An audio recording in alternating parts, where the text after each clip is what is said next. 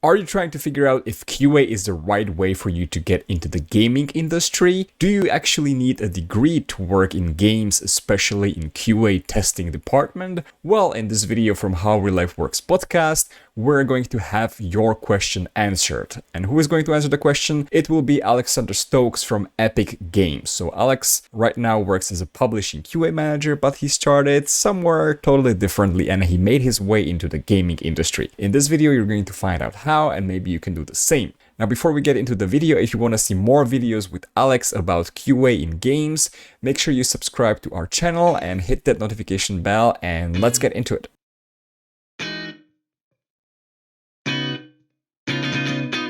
If young people who are listening to this, they want to become a tester one day, what is the one thing or more things that they could start doing right now? So I think one of the big things that a lot of people don't think about for getting into QA is your writing skills. The basis of your job is actually delivering a written note to a developer that says how they can make this bug happen, what is wrong with it, and why it's important. And if you can't communicate that clearly without a conversation, you're probably not going to succeed. So having clear writing skills is actually super important, very worthwhile to practice. And the second thing I would do is, assuming you're already interested in games, which is why you're here, learn to temper your passion with your reporting, because there's something to be said about, like, one of the bugs that bothered me the most in Shadow of Mordor was never fixed. It was never fixed. It was like my passion bug, and it just never got fixed. And you just have to learn to live with that and still say, that was a 9.7 out of 10 game. It was amazing, right? And I'm proud of them and proud of the work that they did. And in the end, they were right, because they delivered something amazing, even if they told me no. So yeah, you have to, temper that passion with understanding that everyone has that passion. Everyone wants to succeed. So more often than I like to admit I'm wrong, and that's how it is. Got to recognize it. Yeah. You said writing, but can we be maybe more concrete? Like, let's say I'm listening to this right now. What should I actually write about? Like, should the people, I don't know, let's say pick their game that they're playing right now, and if they encounter an issue, try to create a bug and look it up on Google, like how do you write a bug, or how would you advise them to start to improve their writing? Yeah, you can absolutely. I think picking up a game is a great way to start, and just say, like, even like one of the things I did before I got into QA was I tried to write a guide, a talent guide for World of Warcraft, right? And that was a really interesting thing, because you have to talk about all your thoughts on something and explain why it's important to you. It was a failure. Nobody read it, but the whole point is, like, you can absolutely do that. Or if you find a bug, or even if you have a friend who's playing through a game, try to write a walkthrough of a tricky level and just have it there, and then have someone that's never played that game read through it and try to understand what that is, which can be really entertaining. Like, one of the tests I used to do back in the day was, we were lucky we had 3 or 4 projects for the same client. So it was kind of under the same NDA for everything. And I had someone working on a different project, and we would send our bugs back to each other and say, like, okay, if you've never played this game and you've never seen it before, can you understand this bug? Does it make sense to you? And if not, then it's not good enough, right? And you'd come back to that over and over again. And so practicing that is really, like, that walkthrough is really important. And then also being able to talk about what should happen is really helpful. So instead of saying, like, well, this shouldn't suck. Okay, what does good look like to you? What are a few options for good?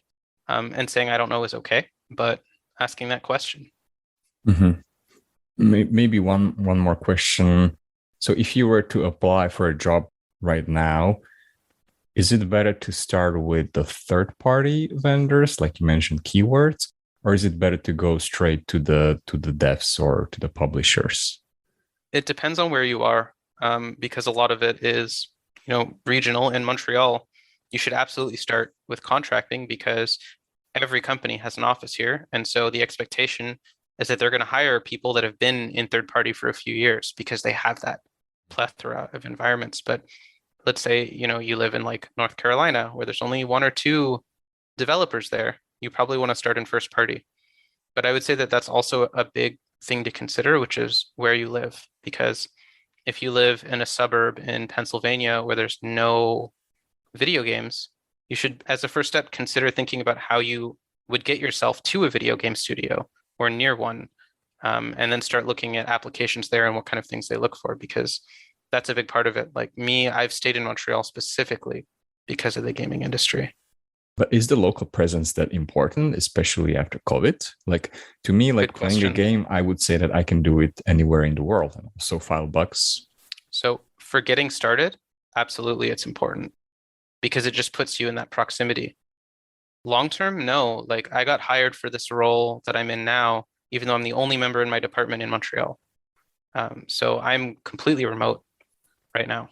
And that was like part of my desire was to stay in Montreal, even if I took this job. So you can absolutely make that work for you later. And there are lots of companies that are making that work later, but those companies still have the benefit of choice.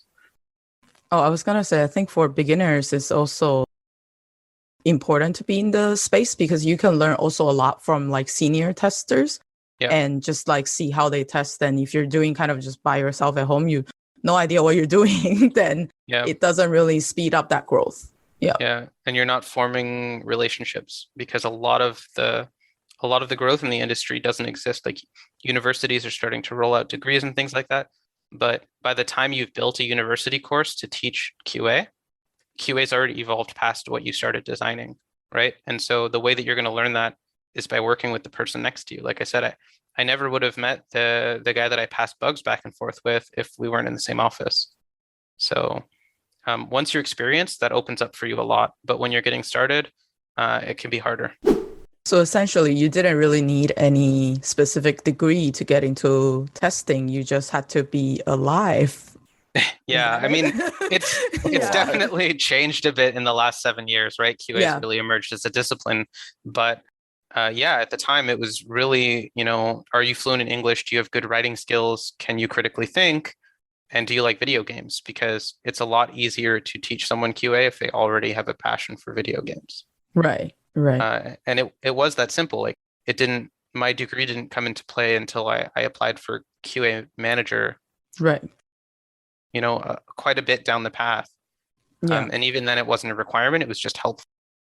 So I would say you definitely don't need really any education to get in there, but I did start at a third-party contractor, not at, Ubisoft or something like that, where they may want you to have a technical certificate or something similar.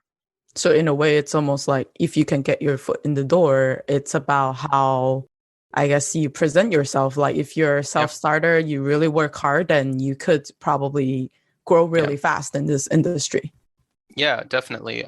For a long time, and I wouldn't say that I'm the norm, but I pushed and got myself a promotion almost every year in the industry because you can actually, one of my bosses said it to me this way, which is he said, we're going to continue to promote you until you fail. Which is basically the idea of like, if you're hungry for it, the industry's growing, it's, in demand. Yeah. And until you realize that you're capped out and need to slow down, don't slow down. And it really is that way I would say, especially in third party and contracting, where they're constantly working with a bunch of clients on a bunch of projects. There's always a load of opportunity to grow. That if you're passionate about games, you're willing to do the work and, really critically think and take care of that. It's a really good industry to be in right now. And it teaches you a lot.